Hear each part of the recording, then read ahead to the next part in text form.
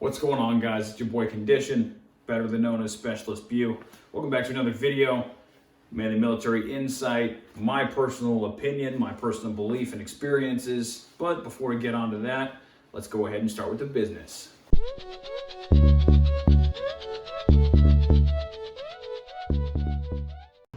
All right, guys, welcome back. This is going to be a part 2 video of what it takes for prior service to re-enlist, rejoin the Army. This is for the Army and mainly for prior service.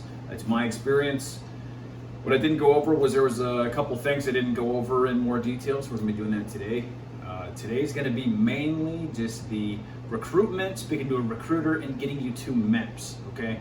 So first off, I decided at 17 that I was going to join the Army.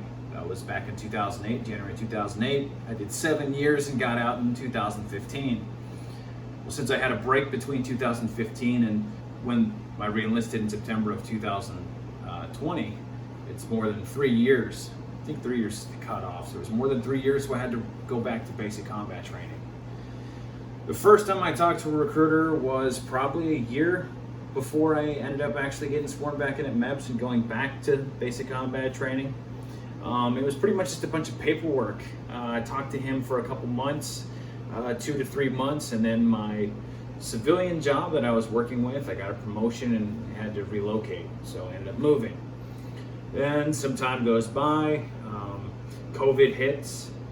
COVID hits for probably 4 to 5 months.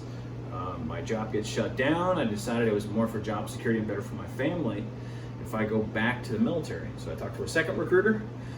And then I had to get a waiver. So I've talked about in the first video. If you guys weren't in the first video or you haven't watched that yet, I would encourage you to go watch that. But I had to get a waiver because my re-enlistment code, and I had to get a waiver because I have some scars from when I was younger. It just medically says, hey, you know, it's not a hindrance to me or to the Army. Did that. That took about a month before I actually got up to MEPS. It's a whole bunch of paperwork when you go to re-enlist in the military. You have your first initial paperwork, and then you have the secondary paperwork, which is anything from your getting height and weight, because let's be honest, I went in when I was 17 the first time, I was 30 the second time, so you may gain a couple extra pounds, you know, there's no shame in your game. Secondly, you have to have all of your previous background paperwork cleared again. They have to go through your enlisted record and verify that everything is good for them. It's all kosher for the second time. Then you may have to take the ASVAB again if it's been too long between when you had your ASVAB the last time and when you go back. You can also use this to take the ASVAB again to get a better job. If your score was horrible, like mine, and you want to get a better score. I opted out on doing that because I didn't want to get a lower score and then get less of a job. Hashtag didn't want to be infantry.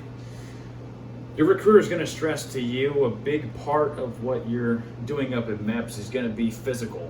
You're going to be going through a lot of testing, whether it's going to be blood testing, vision testing, hearing testing, much like the first time you did.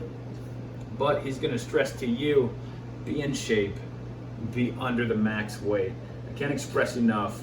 This job, you know what the job is. You've done it before. It's physically straining. It's a strenuous job. You want to be in your peak physical performance. Maybe not back when you were 17. Not that physique. We'll never get back there. Let's just put that to rest. But going back, you want to make sure you have a few pounds leeway because you don't want to get taped. You don't want to do your height and weight. So those of you who don't know, height and weight is when you join the military. If you are X amount of inches in height, you cannot exceed X amount of pounds in weight. If you do, they call that breaking tape or busting tape. You're overweight and the Army won't take you. Going back, you guys need to make sure this is zeroed in, that it's not going to be an issue for you. It wasn't an issue for me. In my 4 times I had to go to MEPS, I was never overweight.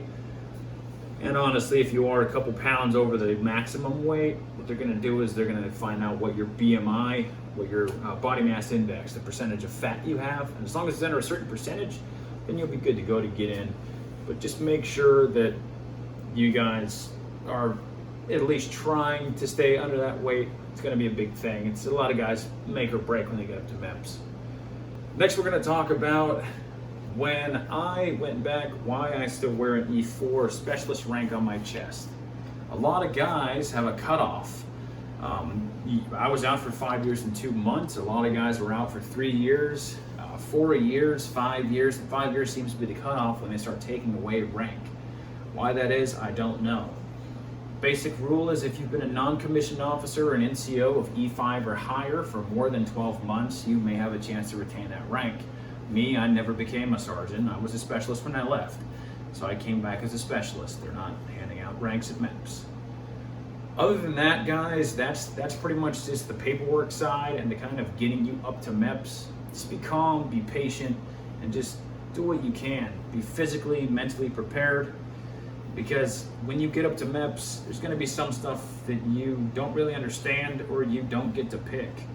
Like when you go back, us as prior service, we don't get to pick our jobs. You're going to get given a list. It's called picking on the floor. You'll have maybe 5 jobs, 4 jobs, 10 jobs, however many you get offered, you're going to have to choose from. Pick a job that works for you. Maybe the first time you went in, oh, brouhaha, and you want to save the world. Remember, if you're going back a second time, you're probably a little bit older than the kids that we went with. Think about your family. Me, my family was my #1 priority. Also caused a lot of extra paperwork you have to do to put your kids in and that kind of stuff, but we'll get to that later. You guys just want to make sure you're physically and mentally prepared to rejoin the Army. Remember the job that you had before. If you get that job, then good for you. Remember the Army as a whole and what it is.